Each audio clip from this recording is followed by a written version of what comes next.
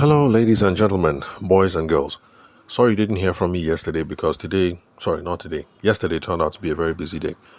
That was because I had some client commitments that I had to get to, and I spent the first half of the day trying to record a pilot for a radio show. A pilot, for those of you who are not aware, is the what will I say? Little tester or little thing that you have to record to present to the management team of a TV station or the radio station to show that the television idea or that the radio idea, the idea that you have for the show, just so that people can get a visual representation of what it is, or an audio representation in this case, since it's a radio show that I was making the pilot for, so that people can see what it is and get a sense of whether it can work before they okay the project and give it the green light.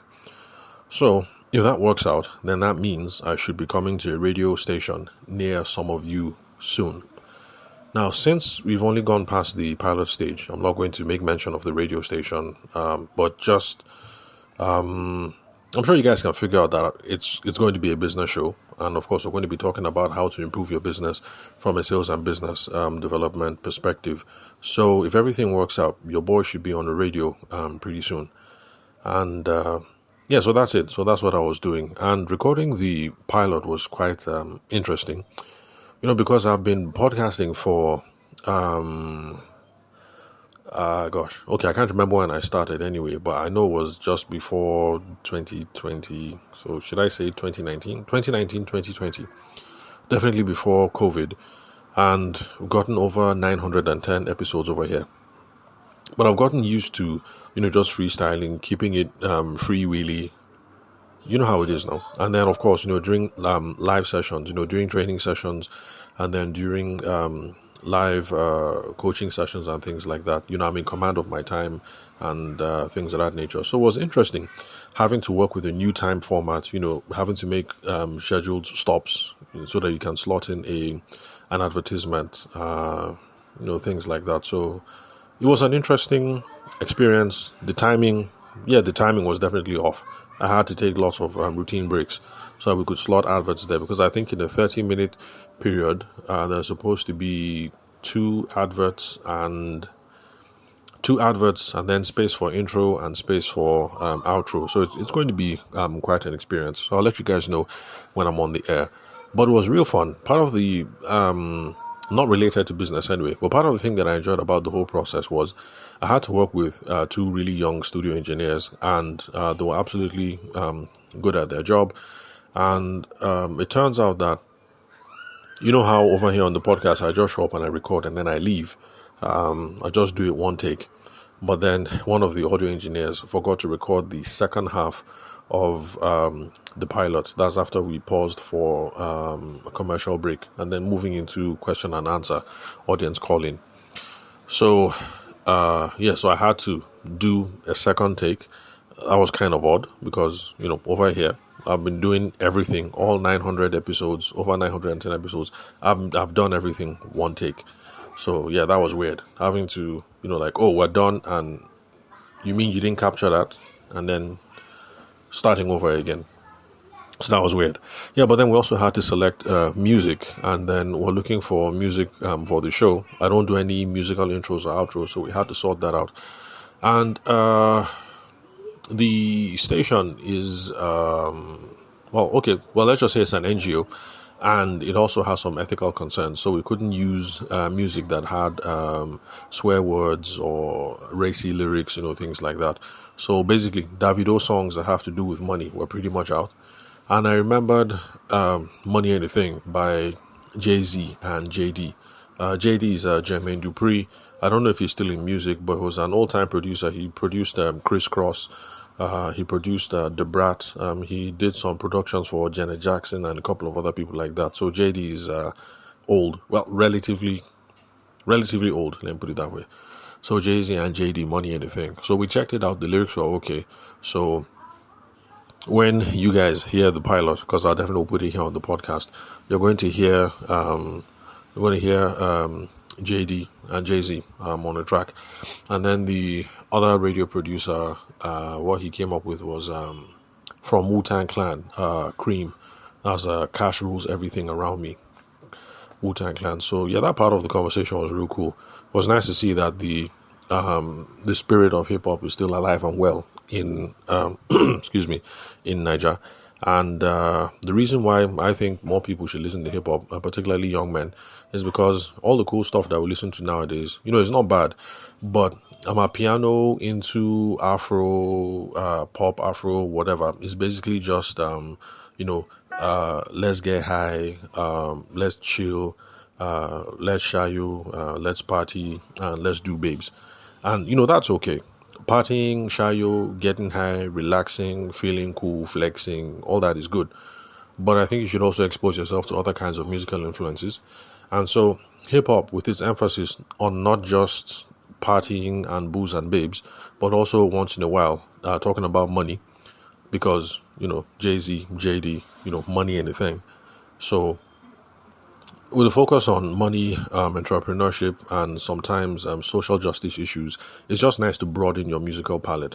So it's nice to know that young cats nowadays are still listening to everything from Wu-Tang Clan to old stuff of Jay-Z and JD, and so it's quite good. So if you're one of these young cats, you're between 22 to 30 something, broaden your palette. There's a whole lot more out there beyond Anidigbo and Shayo and Amapiano and and all that stuff.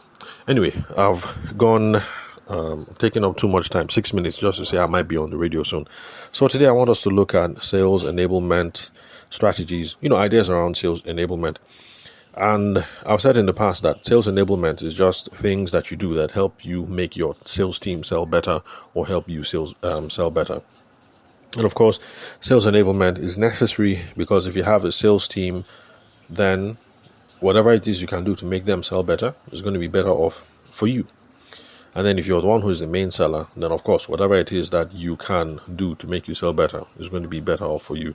So whether you're the main person selling in the business or you have 4 or 5 people that are selling for you, sales enablement definitely necessary. So let's just quickly look through a couple of practices or tips and tricks or sales enablement things that we can use to boost our sales. Now, of course, before we start talking about sales enablement, we have to get into this thing of the buyer. We need to understand the buyer. And I keep saying it time and time again on the podcast, and I'm going to state it again because I run into people who don't think this is necessary. But the thing is, if we do not know who we're supposed to be chasing, then how are we going to get better at doing the job? Sometimes a bunch of businesses that I start consulting for, the problem is obvious that you guys are trying to chase everybody. But the thing is, there is no business, there is no whatever that is for everybody. I pointed out how even those people who sell water are not trying to sell to everybody. The pure water seller is not trying to sell to everybody. That's why she is not in the highbrow neighborhoods. That's the reason why she's at the motor park. Because even though it's water, and in theory everybody needs water, not everybody is her customer. Then the person who sells what's it called? Those big jug ones like Seaway and stuff like that. There's a reason why they're in the shopping mall, but they are not in Wuse Market or in the general market or in Oyingbo Market or whatever. There's a reason why they are not there. Because in theory, everybody needs water, but not everybody is a customer for Seaway and all those jugs of water that now sell for about 1,000 to 1,003 a pop. So, yes, it's water, but not everybody is your customer.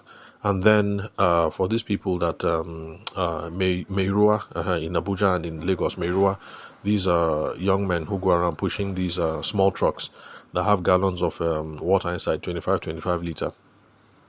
So like in my own part of Abuja, you don't see Meirua here because water flows fairly constant. And if they take water, if water board takes water, it's maybe like once every 3 months or something.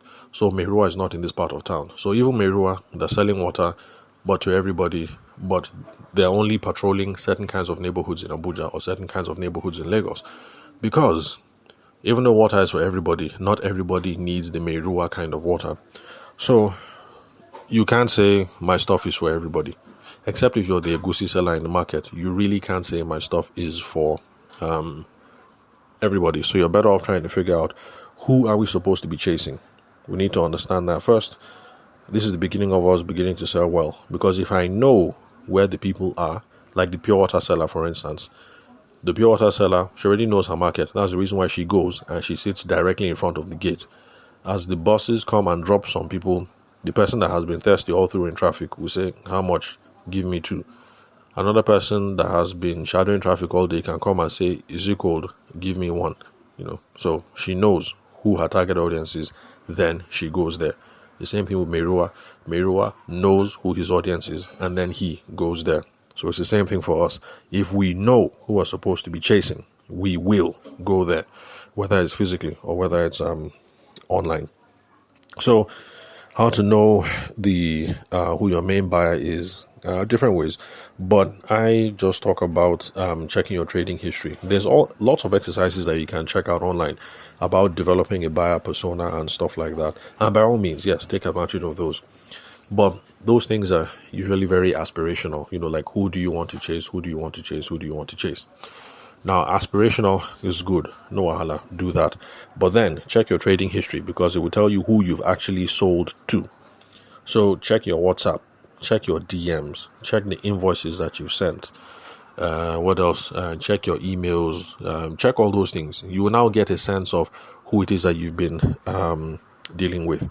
Now, when you look at your trading history, you're going to be able to get some commonalities. You'll now be able to see that, oh, okay, I've been doing 80% of my business with women who are between the ages of so, and who live between Abuja and Nasarawa, or who live in Lagos, between Lagos and Ilorin.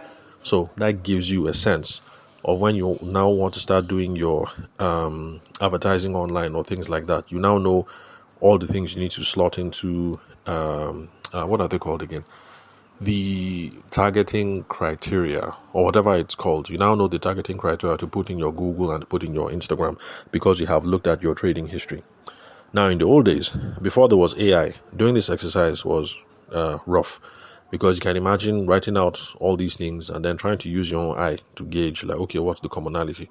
But with AI now, it helps. All you have to do is just write out. You don't have to put the customer's name, but number one, female, 25, living in Alausa, blah blah blah. You just drop like that.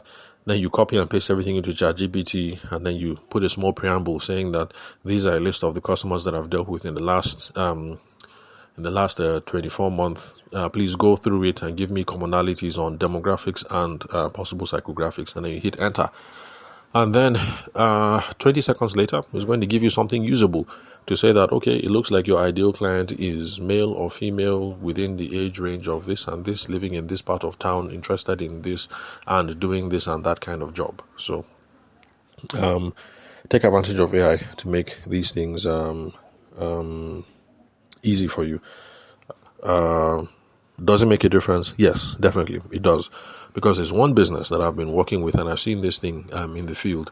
I've worked with them, and the business thought that their customer base was 50-50, as in 50% men, 50% women. I said, yeah, no problem.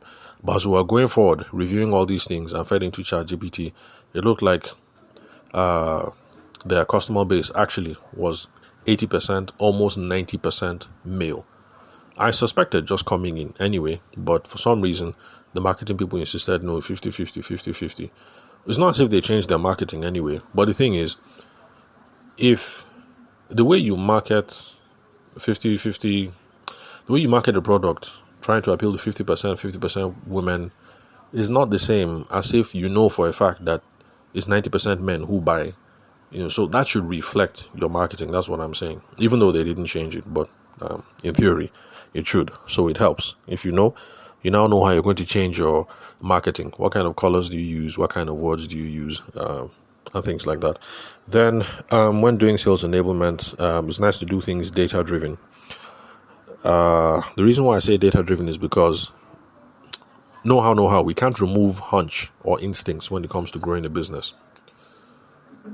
But the thing is, your hunch is in your heart or it's in your head. So your business partner doesn't have access to your head or your heart. Only your wife does. Only your husband does. And your sales team doesn't have access to your hunches. So you trying to make decisions based on your hunch people are left in the dark. But then, if you're gathering small information, putting it out into the open, and you guys are deciding together, it's a different thing. Data just means information. It doesn't have to be anything fancy. So even if all you have is a record of who the salespeople spoke to last week, what the sales team said when they went out, how many people bought, how many people did not buy, even if it's just this small information you have like that, that is a very good basis for starting off your sales enablement conversations, because it gives you a fair idea of who are the people listening to you, who are the people buying from you, what are the things we need to work on. Then you can start doing sales enablement based on that. Then let's see, whether you have formal sales enablements for your business or not, you and your crew, you guys need to key into one thing, that continuous learning, continuous development. So you don't have to be a podcast junkie like me. Find your thing. Some people do blogs, some people do Facebook groups, there's stuff on YouTube, but you have to find something so that you'll be learning every single day. There are some professions that need continual, professional continual education or something like that. I can't remember, but it's something that lawyers and doctors have to do. So I know about it because my first degree was in law. So as a lawyer, you can't say that you graduated in 1968, and because of that you haven't learned anything since then, because things are changing. There are new laws, policy changes every day, things like that. So even for somebody who graduated in 1958, first class in law, once in a while you're still supposed to be doing some small things. Attend MBA, attend conferences, learn some things, go and do one small postgraduate something here, be learning. So it's the same thing with sales as well. We're also supposed to be learning on the job. You can't say that you've been selling for 20 years and then because of that you're a don. You need to know what's up, because things are changing. AI is out. Does that affect the way we sell? Social media came in. Does that affect the way that we sell? Has culture changed? Are we supposed to be talking to women differently than how we used to talk to women 15 years before? Let's see, what else? These are the small issues that you run into on the job that you need to know what's up. People say Gen Z now is becoming the largest customer base, because they're now getting old enough. They'll be getting jobs soon, things like that. So these are the people that we need to start paying attention to. So we need to know those things. Are we supposed to be selling to Gen Z different from the way we used to sell to our generation or Popsy's generation? So continual learning. We need to be knowing what's up, because things are changing. Then what else? Okay, collaboration, sales and marketing. You guys need to be collaborating. You can't just leave your sales people to be doing their own thing, marketing people to be doing their own thing. Routinely get everybody around the table. Marketing, what are your plans? Sales, which part of the plan do you think makes sense? Marketing, if you achieve what it is that you want to achieve and 1 million people see the post, how are we going to make sure that out of those 1 million, at least some percentage will call the salespeople or whatever? We need to sit down and start having these collaborations. Then so the whole point of sales enablement is, part of it is going to involve streamlining our sales funnel. That's all the online stuff for those of you who do lots of things online, and then training people on the sales script or the sales flow or the framework or the process or the whatever it is you want to call it. So part of sales enablement is going to involve that. Then sales enablement also has implications for the kind of content that you put out there. So you guys have to be able to develop content that will engage people, that will get people engaged. How do I put it? Well, let's just say content marketing strategy. Let's just say content marketing strategy is your strategy. What is the scope that you guys are trying to work on, that is going to use how you guys will use video, how you're going to use text, how you're going to use audio, how you're going to use pictures to make potential customers engage more with your business. So that's just the scope. That's just the 411 on content marketing. So how are we going to take these things, video, take picture, whatever it is, and get people to engage? Then, of course, as you're doing all that content marketing stuff, you have to measure and keep track of stuff. KPIs as our quantitatively minded people like to say. So KPIs or OKR. OKR is objective key results or something. So OKRs, KPI, same thing. Pick whichever acronym that you prefer.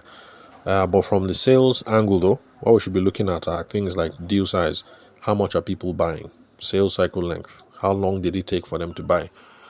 Win rate. If I spoke to 10 people, how many people bought? Was it 2 out of 10? Was it 8 out of 10? Let's see what else. Then repurchase. Yes. So if I get in one customer, how often do they buy again? Do they buy every single month, or do they buy twice in a year, or whatever? With all the information that we have, the better. Then, okay, well, 20 minutes. Problem is, there's plenty to say when it comes to sales enablement. To be honest, there's plenty. Okay, but let me just say one last thing: mobile optimization. We need to make sure that sales materials, all the things that we're putting out, whether on the website, or on the blog, or the everywhere, we need to make sure that it is accessible on mobile devices and not just on laptops. And this is something that I still see happening live. This one is not theory. In fact, I saw it last week or maybe 2 weeks. Client was done with something, put it up. The marketing person that handled it was like, no, everything is good, there's no problem. But me, I do all my work from my phone. So because I'm looking at it on the phone, I can see like, bruh, there's problem. There's this white space here. I don't know what it is, but we need to resolve this thing. So anyway, we got it resolved. But I'm just saying that for you people who are making websites and handling all kinds of stuff, I know that you professionals, you IT people, you marketing people, you coding people, I know it's most convenient to do your work from your laptop, especially if you have the best gear in the world. You have your latest MacBook Pro, something, or your new Samsung workstation, this, that, and all your fancy gear. But by the time you're done, one of you needs to send it to your phone and then open the thing, and you'll be surprised that the thing looks beautiful on the computer. But when you open it on your phone, the thing is looking wonky and it's looking one kind. So mobile optimization, you guys need to check that out. So sales enablement, very wide field, talking about all kinds of things. These are some of the strategies, tips, tricks that you're going to have to employ in your business once we start looking at sales enablement. But the overriding concern, or the overriding question behind sales enablement, is how do we get people to sell better? And I'm sure that with all the things we've spoken about so far, you can see that all these things have implications for how individual salespeople are going to sell better, or how the business is going to sell better as a whole. So sales enablement, really, really vast. Although typically, when I have been talking about sales enablement on the podcast, I've usually limited myself to things like the phone and the CRM, because this is one thing that cuts across for most of us, no matter what it is that we do. Our people need to have usable phones, and our people need to have some sort of CRM. The CRM is just that tool that says, this is who I'm talking to currently, this is who I need to talk to next. For the people that I'm talking to currently, these are the issues that we have outstanding. These are the meetings that I need to have. Who else? It's just keeping track of all the multiple relationships. This is who I'm talking to. This is what they're supposed to do for me. This is what I'm supposed to do for them. This is the next step to move the deal forward. And this is how soon we're going to collect our money. So you need some tool for that, whether it's Excel sheets, whether it's using calendar, the calendars and the notes and things like that on your phone, or whether it's using project management software like Asana or... Okay, no, Asana. Is Asana project management? I'm not sure if Asana is project management. It's not something I've used. Well, I've used Evernote. I've used Trello. So, there are plenty. But all these project management software. So whether it is you use the phone, or use that project management software, or use the free stuff like Odoo, or you use all the stuff that are now denominated in Naira, like Zoho. By either way, you have to use something. So typically on the podcast, I pay attention to those ones, because for those of us who go out and talk to people on the streets, or who call people every day, this is the easiest, should I say the easiest? Well, the most direct way that we can use to boost our sales productivity, to handle sales enablement. So let me just stop there I'll keep you guys posted if I ever get on the radio airwaves. Hopefully, if I get on the radio, it should be something that should be able to be syndicated. I'll see if it's possible to do that. Even though the radio station is an NGO, I'll see if they're open to syndication to see how we can be available in more states of the Federation beyond Abuja. So that's it. Thank you very much for your time and attention. As usual, connect with me on WhatsApp. Phone number 080-6466-2140. Country code is +234. Then connect with me on LinkedIn. My name is Tavishima Ayede. I'm the host of the show. You can confirm the spelling of my name, so you can search for the right Tavishima. You can confirm the spelling of my name using the link where you're listening to this episode. My email address is also there. So I'll catch you guys at the next episode.